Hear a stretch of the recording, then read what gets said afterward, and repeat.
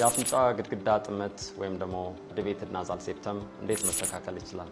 የአፍንጫ ግድግዳ ጥመት በተፈጥሮ ሊከሰት ይችላል፣ በአደጋ ሊከሰት ይችላል።